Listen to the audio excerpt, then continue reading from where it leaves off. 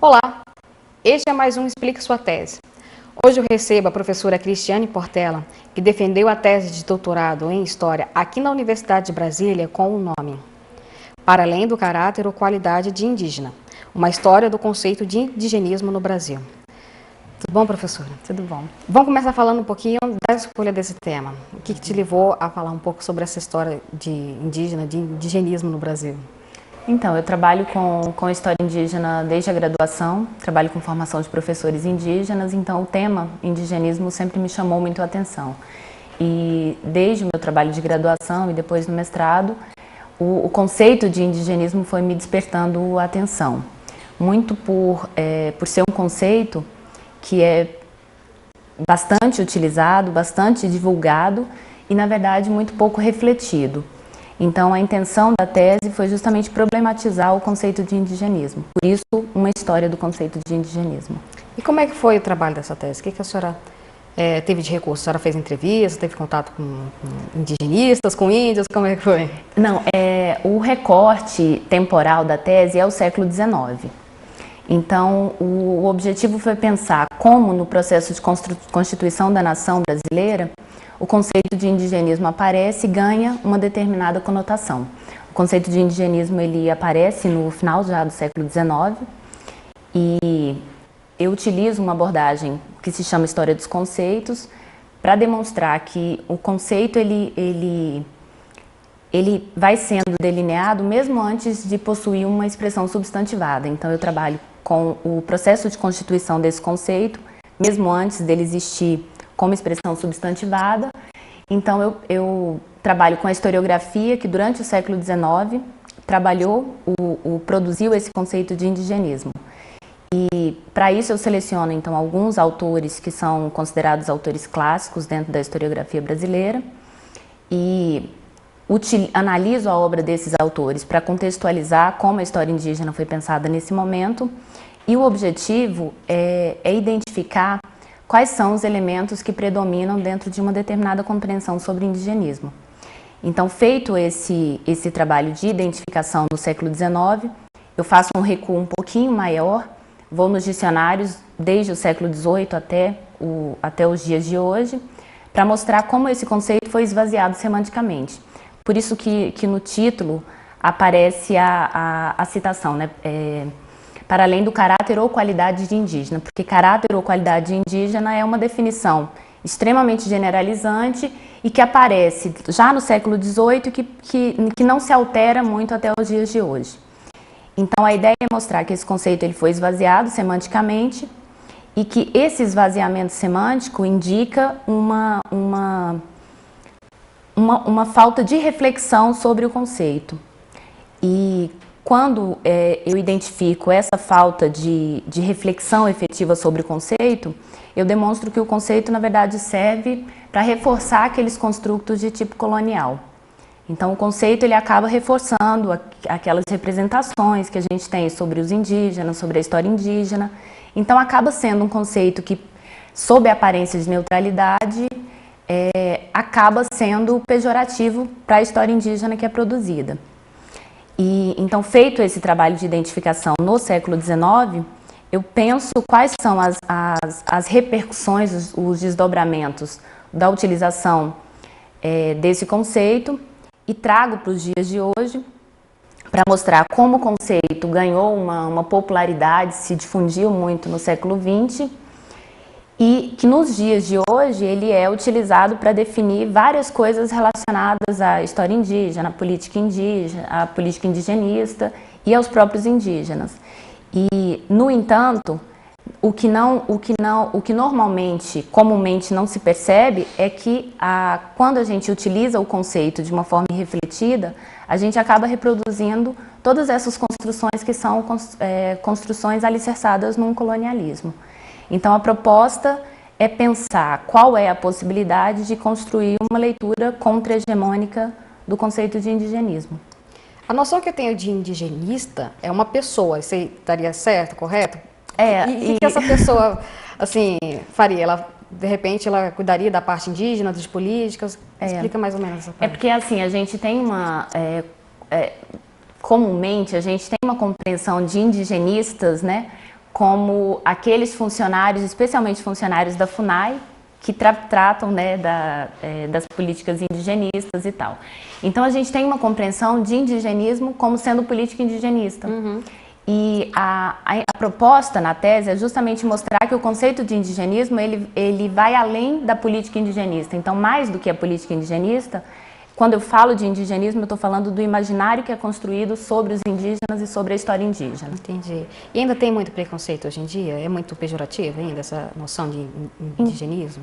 Então, justamente por acontecer essa permanência de determinadas representações que existem desde o período colonial, ainda existem representações que são muito estereotipadas e simplificadoras, né? Então a gente tem ainda a ideia do índio como um ser infantilizado, como ser pretérito, né? Como se a história indígena ela se reportasse sempre ao passado e como se a cultura indígena ela fosse sempre referenciada num passado, então como se ela não fosse dinâmica.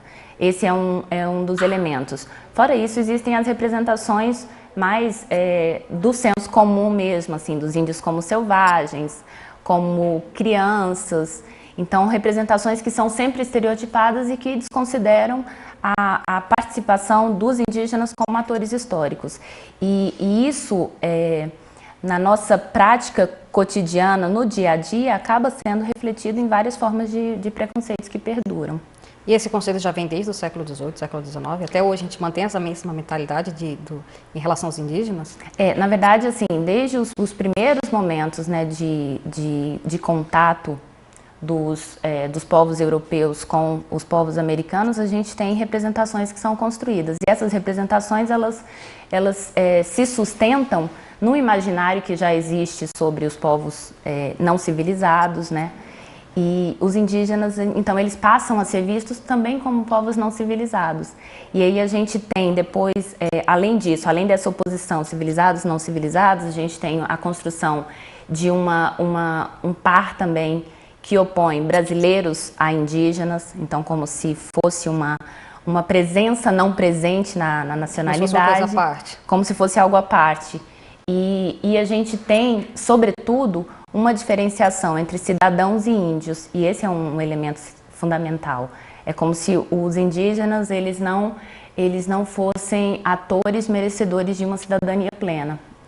Professora, fala pra gente alguma curiosidade que a senhora encontrou durante a sua pesquisa. Então, para mim, chama muito a atenção, primeiro perceber o esvaziamento semântico do conceito, e perceber que determinadas representações ainda permanecem, mas o que eu considero que foi a reflexão mais interessante e contribuidora da tese foi justamente identificar na própria história indígena que está sendo produzida na contemporaneidade uma sinalização de uma leitura contra-hegemônica disso. Quando eu digo contra-hegemônica, eu estou falando de uma possibilidade de enxergar a história indígena, enxergar os indígenas e o indigenismo de uma maneira diferente da que foi construída até então. E eu identifiquei isso como um processo que eu defini como um processo de autoria indígena que vem acontecendo nos dias de hoje. Esse processo de autoria indígena ele pode ser identificado por meio de 3 elementos que a gente vivencia nesse contexto atual, que é a produção de uma literatura indígena, que é muito peculiar, muito particular e que tem elementos muito contribuidores, uma produção acadêmica indígena, e aí a gente vê aqui na própria UNB, né, como a UNB mudou a cara e tem já uma política de acesso a indígenas ao ensino superior, inclusive mestrado agora, né, a UNB criou agora o primeiro curso de mestrado direcionado para populações indígenas. Então, a literatura indígena, a produção acadêmica indígena e a produção cinematográfica indígena. Então, os indígenas têm produzido muito cinema e têm trazido essa sinalização de uma linguagem completamente diferenciada. Mas essa produção cinematográfica é produção deles? Eles produção dos próprios indígenas. Assim como literatura, que vem sendo produzida pelos próprios indígenas, e uma produção acadêmica que se diferencia e que vem modificando a nossa forma de conceber as produções acadêmicas. Para mim, esse é o ponto que a tese mais constrói, que o ponto mais construtivo mesmo da tese, a possibilidade de construir uma epistemologia que se diferencie dessa epistemologia hegemônica. E assim, a conclusão, a senhora chegou a uma conclusão, até de perspectiva, como é que está? Então, eu vejo muito nesse processo de autoria indígena a possibilidade de construir um outro campo epistemológico, porque no final das contas eu faço toda essa reflexão e chego justamente no ponto de indicar, olha, o que os indígenas estão fazendo serve não só para os indígenas, é importante não só do ponto de vista da história indígena, de uma ruptura com visões pejorativas construídas no imaginário, mas sinalizam, sobretudo, para nós que não somos indígenas, a possibilidade de construir uma outra forma de conhecimento. Então, quando a gente identifica o que tem sido produzido na literatura indígena, na produção cinematográfica, na produção acadêmica, a gente percebe essa possibilidade. E um autor que, para mim, foi um interlocutor fundamental foi o Ailton Krenak, que é o que eu chamo de um intelectual indígena, por mais que ele não utilize, né, a definição intelectual, mas eu percebo um movimento da intelectualidade indígena assim, no Brasil, que vem modificando muito a forma que a gente concebe conhecimento e epistemologia no Brasil. Obrigada, professora, pela sua participação aqui no nosso programa. E se você quiser saber mais informações sobre a tese da professora Cristiane, basta procurar na Biblioteca Central aqui da UNB ou mandar um e-mail para a própria professora no cis.portela@hotmail.com. E se você quiser participar aqui do nosso programa no Explique Sua Tese, basta mandar um e-mail para o nbtv@unb.br. Um pequeno resumo sobre a sua dissertação ou tese e nós vamos entrar em contato. O Explique Sua Tese fica por aqui. Até o próximo programa.